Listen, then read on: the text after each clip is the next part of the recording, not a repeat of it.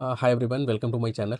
And as you already know, we have started agentic AI with Java और उस playlist का अपना आज का पहला वीडियो है।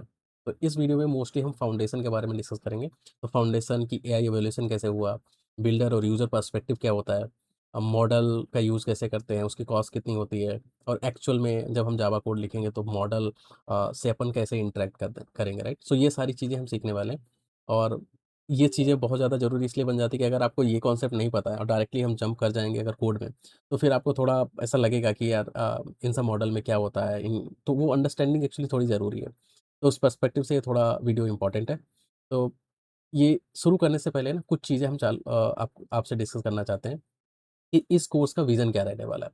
तो मैंने जिस तरीके से ये प्लान किया है, तो जैसे being a Java developer, right, being a Java engineer, आपको ये क्लैरिटी रहनी चाहिए जो आप मार्केट में ट्रेंडिंग टेक्नोलॉजी देखते हैं ना, तो वो आपको परफेक्टली आनी चाहिए। इफ आई टॉक अबाउट, अगर कोई एमसीपी के बारे में बात कर रहा है, कोई रैग के बारे में बात कर रहा है या आपको एजेंट्स बनाने हैं, राइट? तो इन सब चीज़ों के बारे में ना आपको बहुत अच्छा आना चाहिए क्योंकि mostly being a Java developer अगर आप ये चीज़ें नहीं सीखते हो, आप सोचते हो कि सारी चीज़ें पाइथन में हैं एंड आप डिले कर देते हो, तो आप एक्चुअली जो कन्वर्सेशन होते हैं आपके अराउंड, आपकी कंपनी में, आपके दोस्तों के साथ कहीं भी, you feel like you are behind in this field. तो मैं चाहता हूँ ये सारे कॉन्सेप्ट आपको बहुत अच्छे से आने चाहिए और दूसरा इसका जो पार्ट है, आप उन चीज़ों को एक्चुअली इम्प्लीमेंट भी कर पाओ। It's not like only Python is the way to implement this technology uh, और ये सारे यूज़ केसेस आप सिर्फ उसी में कर पाओगे। In Java also you can build those all things. तो मेरा मेन मुद्दा यही है कि आप इन सारे कॉन्सेप्ट से बहुत ज़्यादा कंफर्टेबल फ़ील करो जब आप इन चीज़ों को डिस्कस करो और दूसरा मेरा ये है कि आप इन चीज़ों को कोड भी कर पाओ। सो दैट आने वाले दिनों में जो एआई इंजीनियरिंग नॉट आने आने वाले दिनों में, it is already in the market. अब एक जो नई फ़ील्ड पिछले 2 साल से उभर के मार्केट में जो आई है, we call it AI engineer, gen AI और एआई इंजीनियर। उसमें हम एक्चुअली इन्हीं चीज़ों के बारे में डिस्कस करते हैं। ये रैग है, एमसीपी है, मेमोरीज़ है, आप एजेंटिक एआई, आप एजेंट्स कैसे बनाते हो? तो ये सारी चीज़ें आपको बहुत अच्छे से आनी चाहिए। And being a Java developer आपको concept plus implementation hands on आना चाहिए। तो मेरा विज़न ये है कि आपको कॉन्सेप्ट सारे ये अच्छे से आने चाहिए और दूसरा आपको हैंड्स ऑन एक्सपीरियंस होना चाहिए। You should know how to build. आप अपने मशीन पे उसको कोड करोगे and you see the systems and the agents working in your system. Okay? तो पहला मेरा विज़न था, मैं चाहता था कि जिस पर्सपेक्टिव से मैं देख रहा हूँ ये कोर्स, आप भी इसको उसी पर्सपेक्टिव से देखो सो दैट यू फील कि मैं एक्चुअली क्या करने वाला हूँ इस कोर्स में। तो सेकंड अपना पॉइंट क्या है? Free and premium quality. तो सारे जो वीडियो आएँगे as a part of this playlist सारे फ्री हैं एंड व्हेन आई से प्रीमियम कंटेंट कि जो हमने डिसाइड किया था ना प्रीवियस सेशन में कि हम क्या-क्या करने वाले हैं, तो सारे वीडियोज़ और सारा कॉन्सेप्ट हम बहुत बेसिक से डेप्थ तक जाएँगे। And I know if you go to the Udemy और YouTube, right, people are charging for similar course lot money. लेकिन मेरा यहाँ पर मेन मुद्दा वही है कि मेरे को ये पूरी प्लेलिस्ट बहुत अच्छे क्वालिटी के साथ और कंप्लीट करनी है। ओके? तो आपको यहाँ पे सारा कंटेंट और जो भी लेक्चर होंगे पूरे कंप्लीट और पूरे पूरे सिस्टमैटिक तरीके से होंगे और इसका जो कंटेंट भी जो मैं प्रोवाइड करूँगा बहुत ही स्ट्रक्चर तरीके से करूँगा। कोई भी चीज़ आपको ऐसा नहीं लगेगा कि मैंने पढ़ा दी और आपको दी नहीं। सपोज़ अगर कोई पीपीटी है, कोई स्लाइड्स हैं या कोई और हर लेक्चर के बाद आपको एक समरी पीडीएफ मिलेगी for your revision. That also I want to give you as a part of every lecture. तो मैं एक रिपॉजिटरी क्रिएट करूँगा और उसमें एवरी डे जो मैं पढ़ा रहा हूँ, राइट, फॉर एवरी लेक्चर उसमें एक फ़ोल्डर होगा, उस फ़ोल्डर के अंदर आपका अगर कोड है तो कोड होगा and you will see another folder जिसका नाम होगा डॉक्स। तो उस डॉक्यूमेंट्स के अंदर सारी चीज़ आपको मिलेगी। आपको पीपीटी में अगर मैं पढ़ा रहा हूँ पीपीटी, कोई डॉक्यूमेंट है डॉक्यूमेंट और रिवीजन गाइड और जो कोड होगा वो तो आपको मिलेगा। ओके? तो that's going to be the structure of the resource. और जो हमने पाथ डिसाइड किया था ना, you have to trust it. और अगर आपको ऐसा लगता है कि मार्केट में जैसे ये जो आपको फ़ील्ड पता है बहुत ड्रास्टिकली और रैपिडली चेंज हो रही है, हर 10-15 दिन में कोई नई चीज़ आ जा रही है। तो अगर आएगी, I will do research and if I feel that is important, I will add as a part of same playlist. Okay? तो ये मैं आपको बताना चाह रहा था और ये तो मैंने ऑलरेडी बता दिया एज़ अ पार्ट ऑफ आपको रिसोर्सेज़ कैसे मिलेंगे। और जब मैं एक्चुअली कोड करूँगा उस समय मैं एक बार और आपको बता दूँगा हाउ टू एक्सेस एवरीथिंग। ठीक है? And another, the last point is motivation. This is very important. I am very motivated, and I also want a motivation from you. अगर आपको कोई वीडियो अच्छा लगता है, अगर आपको कोई सजेशन देने हैं, so please give me those suggestion and everything, because uh, अभी मैं नया हूँ यूट्यूब पे, I have to accept this. अगर मेरे को ये नहीं पता चलेगा कि क्या चीज़ इम्प्रूव करनी है, और या कोई टॉपिक जो मेरे को पढ़ाने या जो मैं मिस कर रहा हूँ, वो सारी चीज़ें अगर मेरे को नहीं पता चलेंगी, I will not able to make that quality content. तो I highly request you all, आपको कंटेंट अच्छा लगा है तो आप प्लीज़ कमेंट कीजिए। अगर आपको कोई सजेशन देना है तो प्लीज़ सजेस्ट कीजिए। और also you see a description, in the description you will find a community link of WhatsApp का आपको मिलेगा। आप उसको जॉइन कर लो। अगर आपको कोई भी चीज़ मेरे से डिस्कस करनी है या मेरे को समझानी, बतानी है, तो आप उधर कर सकते हो, so that we can also build a community, जैसे हम अपन आगे जा रहे हैं, ठीक है? तो ये आज का सारा हो गया, जो मैं actually before starting this first video, मैं चाहता था ये सारी चीज़ें आपसे डिस्कस कर लूँ, जो मेरे दिमाग में पूरा विज़न है around this playlist, so that we should be on the same page. तो अब अपन चलते हैं, पहले let's discuss the AI evolution, okay?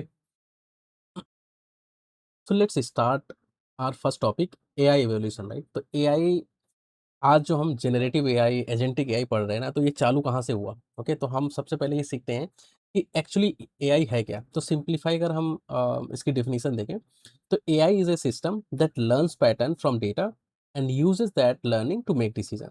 बहुत सिंपल है। अगर बहुत ज़्यादा डेटा है और बहुत ज़्यादा पैटर्न, राइट? अगर आप किसी सिस्टम को बहुत ज़्यादा डेटा दे दो और उसको बता दो, पैटर्न बता दो, तो ओवर द टाइम वो उससे सीखता रहता है और फिर उससे वो डिसीजन लेता है, राइट? फिर उसको आप नया चीज़ दोगे, उसकी बेसिस पे वो डिसीजन लेगा, राइट? तो this is the simple definition, right? हमारे पास जितना ज़्यादा डेटा होगा, राइट? तो उतना ज़्यादा आपका सिस्टम अच्छा होगा, एआई उतना अच्छा आपको रिस्पॉन्ड करेगा, राइट? तो ये हमारा एआई का डेफिनिशन हो गया। Now let's see few examples जो मार्केट में ऑलरेडी अवेलेबल हैं, जो बहुत साल पहले से हम इसको देखते आ रहे हैं अपने जीवन में। जैसे जीमेल में एक स्पैम फ़िल्टर होता है कि जब भी अपन को ईमेल आती है ना, ऑटोमेटिकली कुछ ईमेल्स अपनी स्पैम में चली जाती हैं। और जब आप स्पैम फ़ोल्डर खोल के देखोगे, literally you see those actually the spam emails. कभी-कभी होता है कि एक्चुअली अपनी सही ईमेल भी स्पैम में चली जाती हैं, राइट? क्योंकि जो अपना सिस्टम होता है ना, उसको एक्चुअली जिस तरीके से ट्रेन किया गया ना, उसको पता है कि यार ये ईमेल भी स्पैम का ही पार्ट है, राइट? तो होता कैसे है कि अपने जो सिस्टम्स होते हैं, जो if I talk about this Gmail one, right? तो इनको बहुत ज़्यादा डेटा दिया जाता है, इनको सिखाया जाता है कि अगर इस तरीके की ईमेल आ जाएँगी, तो उनको आप स्पैम मानोगे, और अगर आप दूसरे तरीके की ईमेल आएँगी, उनका पैटर्न दूसरा है, तो वो आपकी सही ईमेल है, राइट? तो ये सिस्टम ओवर द टाइम सीखता है और उसकी बेसिस पे डिसाइड करता है। So this is just an example how AI system works. This is one example of that. हमारे फ्रॉड सिस्टम डिटेक्शन भी हैं। फ्रॉड कैसे डिटेक्ट करेंगे? सपोज़ आप आपकी लोकेशन पे या आप जितना ट्रांज़ैक्शन कर रहे हो या आपका बिहेवियर ओवर द टाइम आपने कैसा क्या किया। सो दिस इज़, उसको भी आप एक्चुअली बहुत ज़्यादा डेटा देते हो और उसको पैटर्न दे देते हो, और फिर ओवर द टाइम आप अगर आपका सिस्टम वो पैटर्न फाइंड, अगर आपने जो ट्रांज़ैक्शन किया या आप जो ईमेल भेज रहे हो, अगर वो पैटर्न उसने आपको मिला आपकी ईमेल में, तो वो उसको कंसीडर कर लेता है, या तो वो फ्रॉड है और या तो वो स्पैम ईमेल है, राइट? सो ये एआई का बहुत छोटा-सा यूज़ केस मैंने आपको बताया है। तो अगर एआई ये था, राइट? तो क्या ये एआई बहुत पहले से था या एआई ये अभी आया है? क्योंकि रिसेंटली हमने देखा है कि एआई की बहुत ज़्यादा बात होने लगी है, right? Gen AI, chat GPT, Gemini, Claude, इतना सारा हम बात करना चालू कर दिए हैं। लेकिन क्या एआई अभी-अभी आया है? तो the answer is no. AI बहुत पहले से था, बहुत सारी रिसर्च इस पे हुई है, बहुत ज़्यादा अपने साइंटिस्ट, रिसर्चर ने बहुत ज़्यादा टाइम, एनर्जी सब इस पे लगाया हुआ है। देन सडनली हम इसके बारे में तकरीबन 3-4 साल पहले, 2018 से, राइट, थोड़ा हम ज़्यादा इस पे बात करना चालू कर दिए। सो द रीज़न इज़, जैसे एआई पहले एक्जिस्ट करता है, जो हमने एग्ज़ाम्पल देखे, राइट, ये 2000 या 1990 में पहले से एक्जिस्ट करता है। अभी हम इसके बारे में क्यों बात करने लगे अचानक से? तो द रीज़न इज़ दिस। तो पहले जो अपना एआई सिस्टम होता था, एआई जो सॉफ्टवेयर्स होते थे, एआई अपने जो मॉडल्स होते थे, राइट? वो आपको नया कंटेंट जनरेट नहीं कर पाते थे। आपको नया कंटेंट जनरेट करके नहीं दे पाते थे। आज क्या, जो हमारी रिसेंट 4-5 सालों में जो रिसर्चर को ब्रेक थ्रू मिला है और जिसकी हेल्प से अब हम एक्चुअली कंटेंट जनरेट कर देते हैं और it is in the text, code अपना कर देता है, इमेज कर देता है और ये वो जैसे आपने देखा होगा टेक्स्ट वो नहीं है कि जो ऑलरेडी लिखा है, ये नया टेक्स्ट जनरेट कर देता है जो आज इंटरनेट पे है ही नहीं या ओवरऑल अभी वो टेक्स्ट मतलब कभी एग्ज़िस्ट ही नहीं करता था वैसा टेक्स्ट जनरेट करके देगा। एक इमेज ऐसी बना के देगा जो एग्ज़िस्ट करती ही नहीं है, एकदम नई इमेज। आपको ऐसा ऑडियो बना के देगा, ऐसा वीडियो बना के देगा जो इससे पहले एग्ज़िस्ट ही नहीं करता था। तो this is the power of generative AI, right? तो यही एक एक्चुअली मेजर चीज़ है that we have started talking about, we have started discussing about, right? तो हमारे पास अभी जैसे को-पायलट है, अब सबके हैं एक्चुअली को-पायलट है, क्लॉड है, कोडेक्स बहुत सारी चीज़ें हैं, राइट? ये आपको कोड जनरेट करके दे सकता है। हमारे पास चैट जीपीटी बहुत सारे मॉडल हैं जो आपको सिंपल आप चैट कर लो, आप अपने सवाल-जवाब पूछ लो, राइट? हमारे पास क्लाउड है, जहाँ हम अपना आर्किटेक्चर रिव्यू करा सकते हैं। तो nowadays we have started talking about AI more because it can generate the content और लोग एक्चुअली इसका बहुत ज़्यादा यूज़ करने लगे हैं। सारे मॉडल्स देख लो और आप किसी भी फील्ड में देख लो, it's not only the coding part, आप किसी भी फील्ड में देख लो, चाहे वो फाइनेंस का बंदा हो, चाहे वो आर्ट का बंदा हो, चाहे वो मतलब अभी पढ़ाई कर रहा हो, everywhere they are started using the generative AI और उसका सिंपल रीज़न है क्योंकि वो कंटेंट जनरेट करके दे रहा है। आप अपना सवाल पूछो और वो आपकी ह्यूमन लैंग्वेज को समझता है और उसके बाद वो आपको जनरेट करके कंटेंट देता है और ऐसा कंटेंट जो एक्चुअली आपको चाहिए, जो आपने क्वेरी की है उससे रिलेटेड कंटेंट। सो इसीलिए we started talking about AI in recent years, ठीक है? अब थोड़ा हम ये देखते हैं कि यार हमने एआई देखा कि एआई की डेफिनिशन की क्या थी, उसके use cases and directly we saw what is the generative AI मतलब ये क्या करता है? अब एक बार ये देखते हैं कि सबसे पहले जो अपने पास एआई था, राइट? उसके बाद हम जनरेटिव एआई तक कैसे पहुँचे, राइट? तो उसका कुछ एक पूरा लैंडस्केप होगा ना कि मतलब कहाँ से अपन कहाँ तक पहुँच गए। तो लेट्स सी दैट पार्ट। तो अगर हम बात करेंगे ना बहुत साल पहले, हमारे पहले this is the AI evolution actually. हमारे पास सिम्बॉलिक एआई था, फिर हम एमएल पे आए व्हिच इज़ मशीन लर्निंग, फिर हम डीएल पे आए which is a deep learning, फिर आए हम ट्रांसफॉर्मर्स। और ये एक्चुअली एक बहुत बड़ा ब्रेक थ्रू था। इसकी वजह से हम एक्चुअली जनरेटिव एआई की तरफ मूव कर पाए। तो ये एक बहुत इंपॉर्टेंट स्टेप है। Will discuss in brief about this also और उसके बाद अपने पास जनरेटिव एआई है। तो एक बार हम ये सारे सिस्टम को ना थोड़ा-थोड़ा समझ लेते हैं। एक चीज़ और मैं ब आपको बताना चाहूँगा।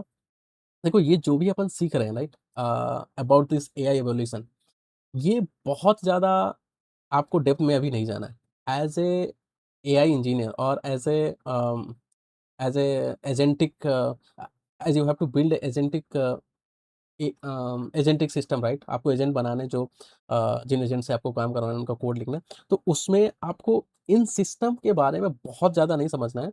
लाइक ये symbolic AI, ML, DL, transformer ये बहुत ही डीप कॉन्सेप्ट है। If you are a ML engineer right? या आप डेटा साइंस और एमएल बैकग्राउंड से आते हो, अगर आप उस फ़ील्ड से हो, तो आपको ये सिस्टम थोड़ा ज़्यादा आना चाहिए। लेकिन अगर आप सिर्फ़ एआई इंजीनियर फ़ील्ड को टारगेट कर रहे हो ना, तो उस पर्सपेक्टिव से आपको इनका बहुत ही हाई लेवल नॉलेज होगा व्हिच इज़ फाइन। क्योंकि अदरवाइज़ क्योंकि इनमें बहुत ज़्यादा मैथमेटिक्स है, इनके मॉडल कैसे ट्रेन होते हैं, वो सारी चीज़ें अभी हम आगे सब कुछ पढ़ने वाले हैं। बट नेट-नेट आप ये समझो कि इनका सिर्फ़ बहुत हाई लेवल आपको पता है, that is fine. You don't have to break your head कि यार नहीं यार मेरे को नहीं समझ रहा है, इसका सब समझ रहा है, नहीं।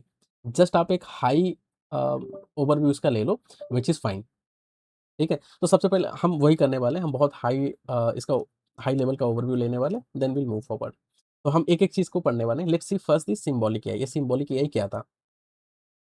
तो सिम्बॉलिक एआई क्या था कि एक हमारे पास एक्सपर्ट होता था और वो रूल डिफाइन करता था और उन रूल के बेसिस पे हम कंक्लूजन के पे पहुँचते थे कि एक्चुअली क्या है? जैसे सिंपल एक एग्ज़ाम्पल है कि जैसे ये रूल बना है कि अगर हमें फीवर है और कफ है और बॉडी पेन कर रहा है, तो हमें क्या होगा? फ्लू है। ठीक है? ये एक रूल हो गया।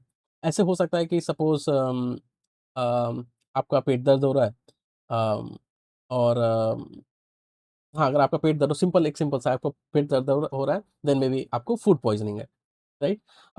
लेकिन रियल लाइफ़ में और इंडस्ट्री में कोई भी सिस्टम की बात करो या किसी भी चीज़ की बात करो, रूल्स इनफ़ाइनाइट होते हैं।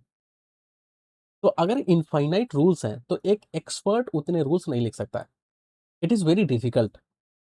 सिंपल एक इसी का एग्ज़ाम्पल लेते हैं। आपको फ़ीवर है, कोल्ड है, बॉडी पेन है, तो इन्होंने बोल दिया फ्लू है। तो अगर उसको सर दर्द भी हुआ, उसके पैर में भी दर्द है या हो सकता है कि उसको और भी बहुत सारी प्रॉब्लम्स हैं, राइट?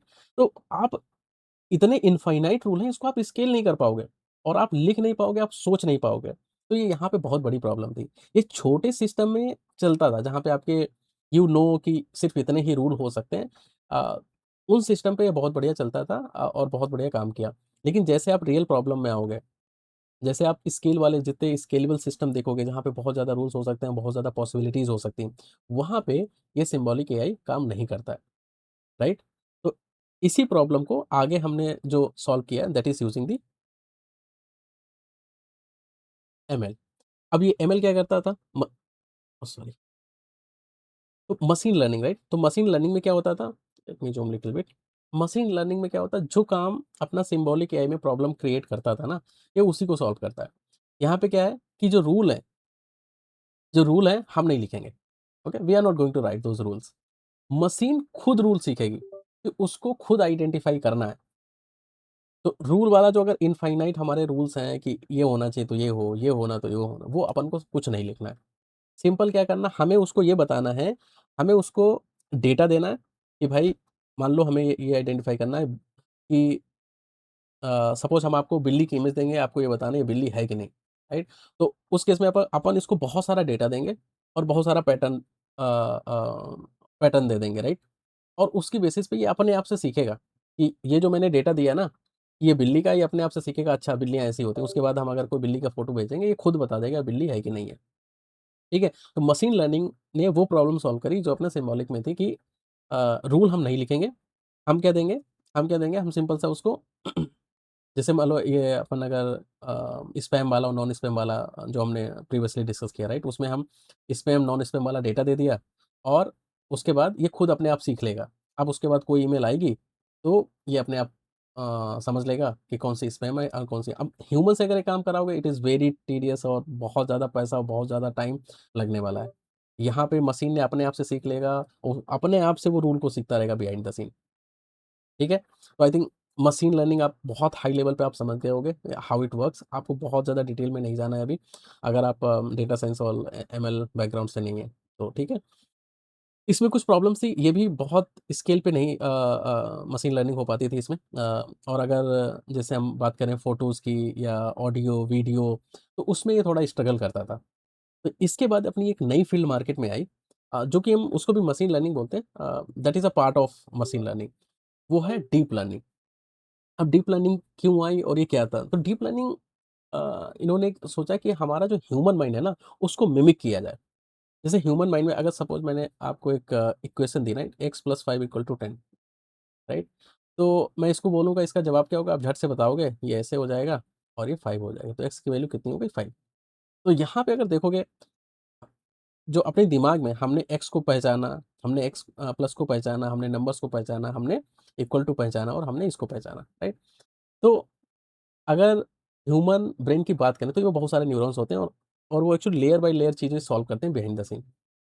जैसे अपन जब छोटे होते हैं ना, हमें क्या सिखाया जाता है, हमें पहले नंबर रिकॉग्नाइज़ करने सिखाया जाता है 1 2 3 4 ऐसा सब कुछ, right? Plus minus equal to. उसके बाद हमें प्लस करना सिखाया जाता है, हमें माइनस करना सिखाया, मल्टीप्लिकेशन, राइट? तो these are kind of layers. और जब आपको इक्वेशन दी जाती है, जैसे आपको अगर इक्वेशन दी गई, तो वो आप सारी जो आपको चीज़ें सिखाई गई ना बचपन से, यू अप्लाई दैट।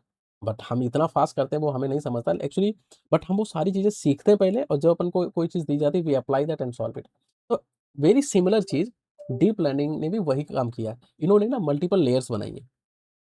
जितनी ज़्यादा लेयर्स होंगी, उतना ज़्यादा आपका मॉडल थोड़ा अच्छा होता है, राइट? तो आप अगर कोई आपको कैट देते हो तो every step you recognize few things, right? आप इस स्टेप पे कुछ रिकॉग्नाइज करते हो, उसके बाद आगे जाता है, फिर आप रिकॉग्नाइज करते हो कुछ चीज़ और फिर उसके आगे जाता है। At the last they actually conclude कि ये इमेज कितनी है, उसका परसेंटेज भी आपको दे देते हैं, राइट? वेरी सिमिलर कि अगर मैं जैसे ये आपको बोला था ना कि इसका एक्स की वैल्यू क्या होगी, तो हम पहले पहले उसको सोचते हैं कि एक्चुअली ये नंबर्स क्या हैं। फिर हम उसको प्लस देखते हैं, फिर इक्वल टू देखते हैं, उसमें माइनस भी हो रहा है। सो इट कम्स अपने जो दिमाग में ना वो लेयरिंग में ही होता है। तो डीप लर्निंग में एक्चुअली उन लोगों ने इसको लेयर में एक्चुअली बाँट दिया। ओके? सो ये ह्यूमन माइंड को थोड़ा मिमिक करने की कोशिश करी है। तो अब deep learning is better than the machine learning. अब डीप लर्निंग के बाद जो मार्केट में आया ना, 2017 में एक ऐसी चीज़ आई जिसने सब बदल दिया, और वो चीज़ क्या थी? Transformer and attention. तो इसका मतलब इसको समझ लेते हैं थोड़ी देर।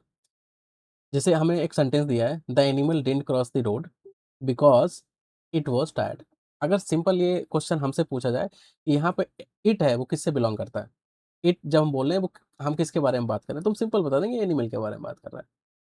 लेकिन जब एक प्रोग्राम इसको रीड करता है, वो एक बार में पूरा सेंटेंस रीड नहीं करता, वो टुकड़ों में रीड करता है। पहले वो द रीड करेगा, एनिमल रीड करेगा, द एनिमल डिडंट रीड करेगा, right? So that's how it read. तो जैसे वो इट पे आएगा ना, वो एक्चुअली पीछे वाले का मतलब ही भूल जाएगा। पीछे वाले जो वर्ड्स हैं उनका उनको भूल जाएगा, उनका मतलब भूल जाएगा। ओके? तो यही जो प्रॉब्लम थी, इसको हमने ट्रांसफॉर्मर एंड अटेंशन से सॉल्व किया। इसमें क्या होता था कि the word it looks at all the other words and decide which one are the most important. ये एक बार में एक्चुअली पूरा सेंटेंस रीड करता है, एंड आल्सो ये एक्चुअली ये भी देखता है कि किस किस मतलब हर एक वर्ड देखता है कि किससे उसको सबसे ज़्यादा अटेंशन मिल रहा है, राइट? तो यहाँ पे देखोगे इसके मल्टीपल एरोज़ हैं, इसको गया, सबसे जो स्ट्रॉन्ग है which is for the animal, right? तो इससे सबसे ज़्यादा इसको इम्पोर्टेंस मिल रही है, सबसे ज़्यादा अटेंशन इसको मिल रही है। तो when we say it we are talking about the animal. तो ये बहुत हाई लेवल पे है, मैं तो कहूँगा it's very, very high level. मैं नहीं चाहता हूँ कि बहुत ज़्यादा इसके डीप में जाएँ, क्योंकि अगर आप डेटा साइंस और एमएल बैकग्राउंड से आई अंडरस्टैंड, आप जाओ इसको थोड़ा समझो। But for this AI engineering part I think it is sufficient, we don't have to go in depth because बहुत ज़्यादा मैथमेटिक्स और एमएल के कॉन्सेप्ट इसमें इन्वॉल्व हैं। तो that is enough as of now. Okay? अब आते हैं कि इसके बाद हमारा मार्केट में क्या आया? Generative AI. ये आया था 2018, यहाँ पे गलत लिखा है, ठीक है? 2018 में आया था। सबसे पहले ह हमारा जो चैट जीपीटी था, उसने अपना पहला मॉडल लॉन्च किया था, chat 1, right? Chat GPT 1 uh, GPT 1, sorry, GPT 1 model launch किया था। उस समय सिर्फ़ टेक्स्ट आप एज़ रिक्वेस्ट आप टेक्स्ट कर सकते थे, और रिस्पॉन्स में आपको भी टेक्स्ट मिलता था। ओवर द टाइम बहुत ज़्यादा बहुत सारे मॉडल आ गए। अभी तो I think it is 5.3 GPT I think 5.3 market में चल रहा है। ऐसे अपने दूसरे मॉडल हैं, उनके भी जो शुरुआत हुई थी वो 1 से, और आज सबके आई थिंक जो फ्रंटियर मॉडल हैं those are available in the market. Now let's understand this perspective, right? Builder perspective and the user perspective. ये बहुत इंपॉर्टेंट है। इसको समझने से पहले ना हम थोड़ा ये देख लेते हैं कि ये मॉडल एक्चुअली जो हम नॉर्मली चैट जीपीटी और एक क्लॉड, जेमिनी देखते हैं, ये एक्चुअली होते क्या हैं?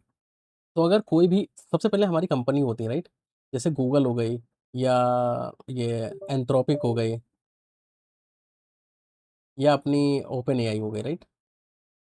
ये कंपनीज़ हैं, okay? These are the companies. ये बहुत, इनके पास बहुत पैसा है, बहुत बड़ी कंपनीज़ हैं, ठीक है? यही अफ़ोर्ड कर सकती है इतने बड़े-बड़े मॉडल बनाने के। तो इनका आपने देखा होगा सबका एक चैट वाला एप्लीकेशन है। तो अगर मैं सबसे पॉपुलर ये वाला ना, तो चैट जीपीटी, राइट? तो जैसे ही आप चैट जीपीटी खोलते हो कैसे दिखता है? तो ये समझिए ये कंपनीज़ हैं, और इसका एंथ्रोपिक का चैट जो एप्लीकेशन वो कौन-सा है? वो है Claude, right? Claude dot AI. ऐसे ही जेमिनी का है, तो वो तो गूगल का तो जेमिनी है, राइट? तो ये कंपनीज़ हो गई, ये उनके चैट एप्लीकेशंस हैं, ठीक है?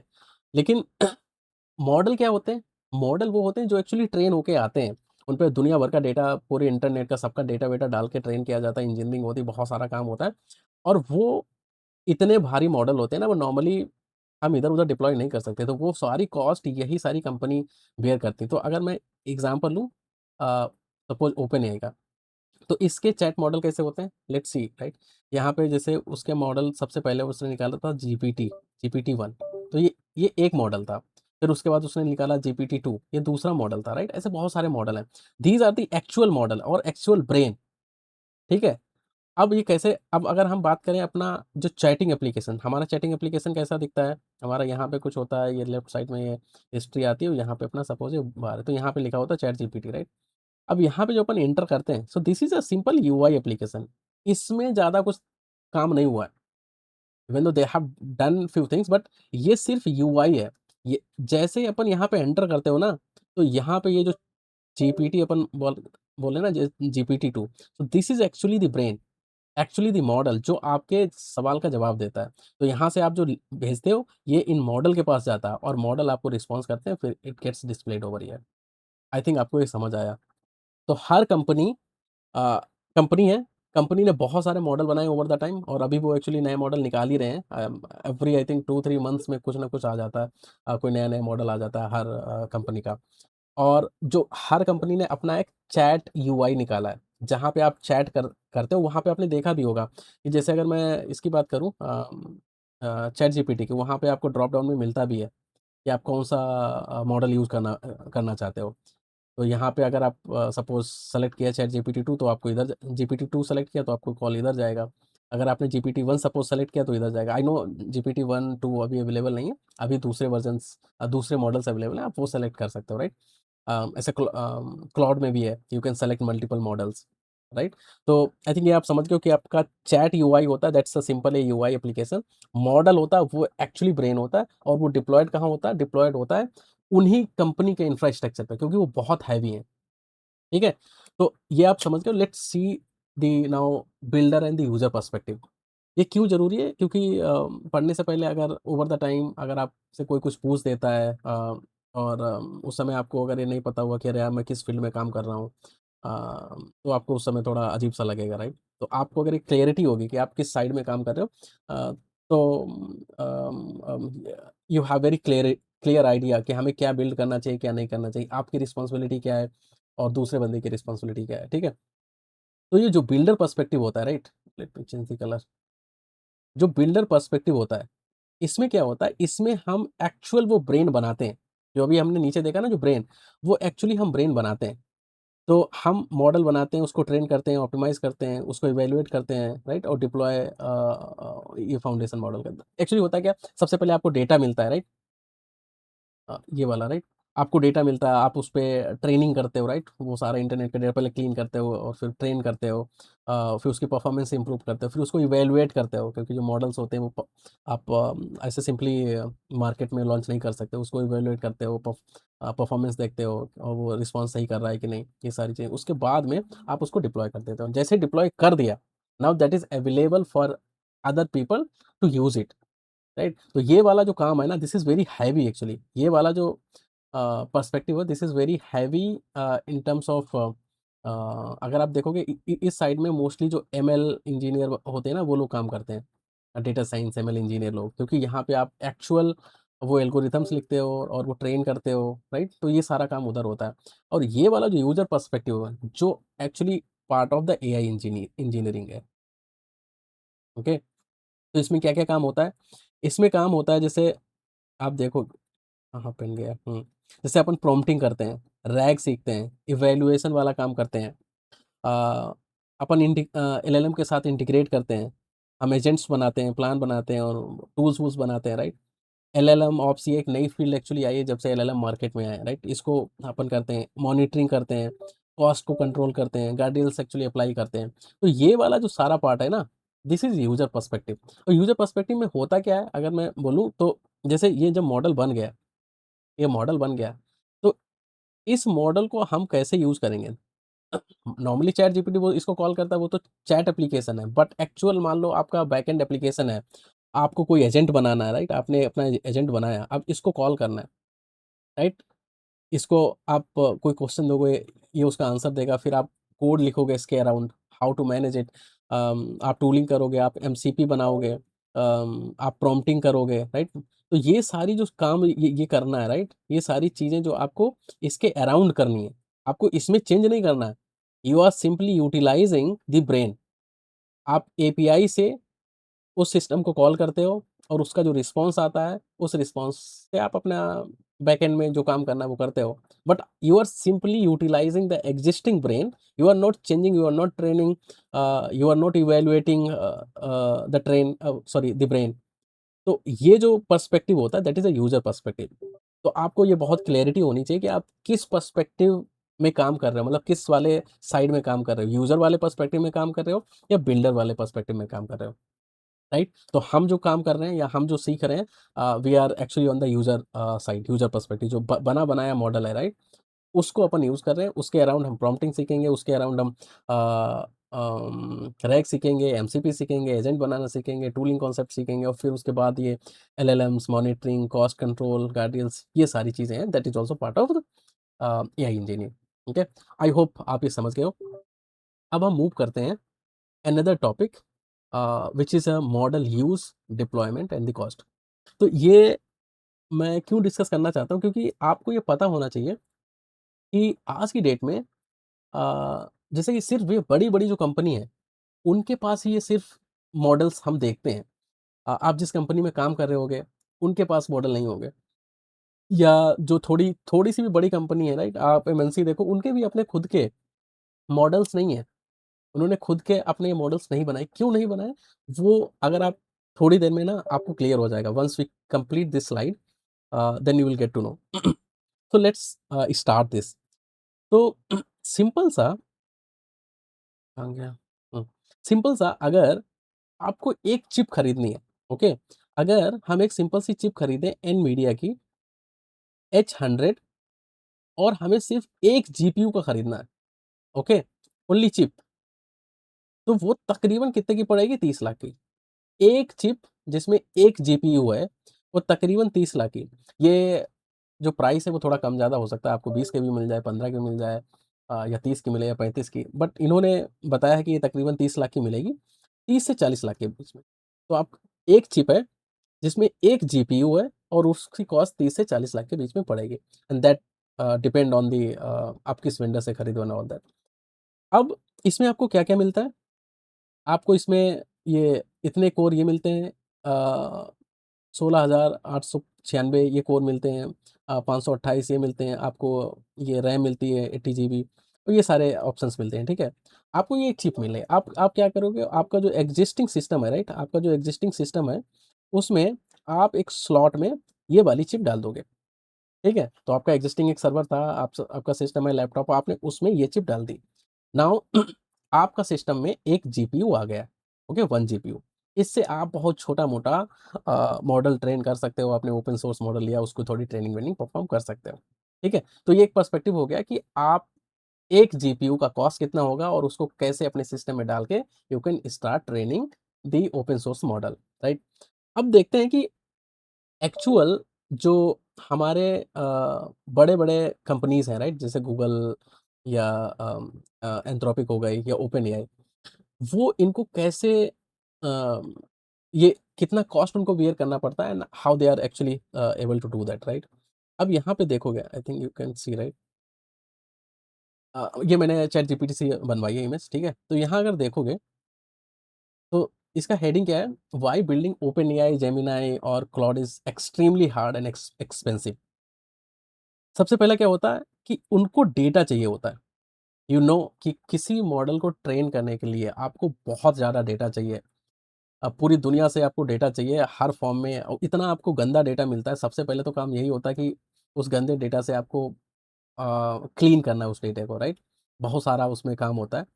फिर आपको कंप्यूट पावर लगती है। जितना ज़्यादा डेटा उतनी ज़्यादा कंप्यूट पावर आपको चाहिए होगी, बहुत ज़्यादा चाहिए होता है। फिर आपको नेटवर्किंग चाहिए क्योंकि इतने सारे सिस्टम्स हैं, आपको उसकी नेटवर्किंग तगड़ी होनी चाहिए। स्टोरेज बहुत ज़्यादा चाहिए, इतना डेटा आपको एट द लास्ट स्टोर तो करना ही है कहीं न कहीं। फिर आपका research and engineering very important, क्योंकि आप जिस फ़ील्ड में काम कर रहे हो, राइट? आप यहाँ पे नए-नए मॉडल बना रहे हो, नई-नई ट्रेनिंग यूज़ कर रहे हो, बहुत सारी चीज़, तो आपका बहुत ज़्यादा पैसा जो जाता है वो इसी चीज़ में जाता है, इंजीनियरिंग में, रिसर्च में, क्योंकि रिसर्च आपने किया, एक्सपेरिमेंट किया, फेल हो गया, कुछ फ़ायदा नहीं हुआ, फिर आपने दोबारा किया, राइट? तो इधर भी बहुत ज़्यादा पैसा खर्च होता है। फिर आपका इंफ्रास्ट्रक्चर वाला कॉस्ट जो जाएगा ही, जिधर आप डिप्लॉय करोगे, इतना बड़ा-बड़ा मॉडल है सब कुछ, सो यू हैव टू पे अ लॉट। तो ये तो हो गया वो जिधर इनको पैसा खर्च करना पड़ता है। अब आते हैं सिंपल, जो हमने ऊपर एक जीपीयू का कॉस्ट लिया था ना, वो तकरीबन कितना था? 30 लाख के आस-पास, राइट? अब नॉर्मल जो कंपनी होती हैं, सॉरी यहाँ पे आते हैं, जो कंपनी के फ्रंटियर मॉडल होते हैं, फ्रंटियर मॉडल वो होते हैं जो लेटेस्ट मॉडल होते हैं, जो रिसेंटली लॉन्च हुए, राइट? तो उसमें देखोगे इनको कितने जीपीयू चाहिए होते हैं? इनको तकरीबन 4000 से 16000 के आसपास जीपीयू चाहिए होते हैं फॉर फ्रंटियर मॉडल। तो अगर इतने जीपीयू चाहिए तो इसकी कॉस्ट लगभग कितनी होगी? खाली जीपीयू की कॉस्ट, मैं दूसरी कॉस्ट नहीं जोड़ रहा हूँ, सिर्फ़ और सिर्फ़ जीपीयू की कॉस्ट। तो ये तकरीबन अगर 16000 के आसपास आए तो यहाँ, तो ये तकरीबन अगर मैं 4000 से 6000 है तो मैं इसको 5000 करोड़ मान लेता हूँ। So this cost is around 5000 crores only for GPU. अब अगर हम कोई मॉडल, कोई कंपनी अगर ये ट्रेन करना चाहेगी तो खाली-खाली जीपीयू का कॉस्ट कुछ नहीं, हम तो कहते हैं 5000 नहीं तो तकरीबन 1000 करोड़ तो होगा ही। तो वो 1000 करोड़ जीपीयू खाली खरीदने में खर्च हो जाएगा। उसके बाद जो दूसरी जो कॉस्ट है, जो हमें पता है कि इलेक्ट्रिसिटी, कूलिंग की कॉस्ट, हाई स्पीड ने स्टोरेज, एआई टैलेंट, ये राइट? सो आपको आई थिंक अब ये समझ आ गया होगा कि एक मॉडल को ट्रेन करने के लिए बहुत ज़्यादा कॉस्ट लगती है। तो नॉर्मली ये जो एमएनसी हैं या प्रोडक्ट बेस्ड कंपनी जो आप देखते होंगे, इवन तो बड़ी कंपनी अच्छी जिनका revenue, they are also not able to create their own model. और अगर मॉडल वो क्रिएट भी करेंगे तो बहुत छोटा मॉडल क्रिएट करेंगे, उसमें बहुत कम जीपीयू होंगे। ये इतना मैसिव मॉडल जैसे चैट जीपीटी, जेमिनी, क्लॉड ये लोग क्रिएट कर रहे हैं, उतना मॉडल, उतना भयंकर मॉडल ट्रेन करना और इज़ नॉट पॉसिबल, क्योंकि बहुत पैसा जाएगा। तो मेरा पर्सपेक्टिव ये था कि आपको एक बार ये बता दें तो आपको ये दिमाग में हमेशा रहता है कि यार क्या मैं अपना मॉडल बना लूँ, मैं क्यों नहीं बना सकता हूँ, ये कंपनी मेरी क्यों नहीं बना रही है, ये सिर्फ़ ओनली ये थोड़े प्लेयर ही मार्केट में क्यों हैं? तो उसका रीज़न एक्चुअली यही है, ठीक है? अब एक्चुअली अगर हमें करना है, राइट? अगर हमें करना ही है, हमें नहीं नहीं यार मेरे को तो सीखना ही है कि मेरे को एक ओपन सोर्स मॉडल लेना है और उसको हमें ट्रेन करना ही है। ये क्या होता है ओपन सोर्स मॉडल कहाँ मिलते हैं, उसको कैसे ट्रेन करें, इसको हम बाद में बात करेंगे। लेकिन अगर मान लो हमें ट्रेन करना ही है, तो हम कैसे कर सकते हैं? हमारे पास ऑप्शंस क्या हैं? तो ये जो क्लाउड है उनकी कुछ ऑफरिंग है। जैसे एडब्ल्यूएस है या अपना जैसे अज़योर है, राइट? ये ऑलरेडी फेमस अपने क्लाउड प्रोवाइडर हैं। इनके ऑलरेडी कुछ सर्विसेज़ हैं, ओके? इनके कुछ सर्विसेज़ हैं, हम उनको वहाँ पे लॉगिन कर लो उनके प्लेटफ़ॉर्म में, वहाँ उनकी सर्विसेज़ सेलेक्ट कर लो and you can utilize that. वहाँ पे आपको चार्ज लगेगा लेकिन आपको अपफ्रंट इतना पैसा नहीं देना है, ठीक है? तो अगर यहाँ पे देखोगे, right, let me zoom little bit here. तो देखो क्लाउड ऑफरिंग ये है, तो यहाँ पे अगर आप देखोगे, हाँ। और ये देखो एडब्ल्यूएस, जैसे एडब्ल्यूएस बहुत फेमस है, राइट? तो यहाँ पे देखोगे पर घंटे के हिसाब से आपको इतना देना पड़ेगा। अगर आप अ, हाँ, अगर आप ये वाला जीपीयू लोगे तो आपको पर घंटे के हिसाब से 70 से ₹100 देने पड़ेंगे। For learning purpose this is fine, right? तो अगर आप सिर्फ़ लर्निंग के लिए यूज़ करना चाहते हो तो ये जो क्लाउड ऑफरिंग है आप वहाँ पे जाओ और वहाँ पे इन सर्विसेज़ को यूज़ करो and it is I think a good option. क्योंकि आप वन टाइम में पूरा इन्वेस्ट करोगे जो 30 lakh 15 lakh, this is too much, right? तो अगर आपको सीखना है तो उस पर्सपेक्टिव से आप सिंपली से इन प्रोवाइडर पे जाओ, उन पे अकाउंट बनाओ और and you can start utilizing those, right? तो I think that's it as a part of this section, right? तो इसमें मैं मेरे को वही आपको बता, तो let's see what we are going to cover as a part of next session. Uh, तो अभी जो मैंने सोचा है नेक्स्ट सेशन में, पहले तो अभी जो जावा में, राइट, बहुत सारे फ्रेमवर्क हैं, तो किस फ्रेमवर्क से क्या होता है, तो उसकी थोड़ी अंडरस्टैंडिंग अपन करेंगे, तो फ्रेमवर्क से रिलेटेड अपन देखेंगे, राइट? तो फ्रेमवर्क को समझेंगे, फ्रेमवर्क अंडरस्टैंडिंग। अ, जैसे जावा में क्या करते हैं, स्प्रिंग बूट में स्प्रिंग एआई है, उसकी कैपेबिलिटी, वो सारी चीज़ें हम समझेंगे और फिर हम एक सिंपल सा प्रोजेक्ट बनाएँगे, very raw project. When I से रॉ प्रोजेक्ट का मतलब हम स्प्रिंग बूट के थ्रू नहीं बनाएँगे। हम क्योंकि see these LLMs are simply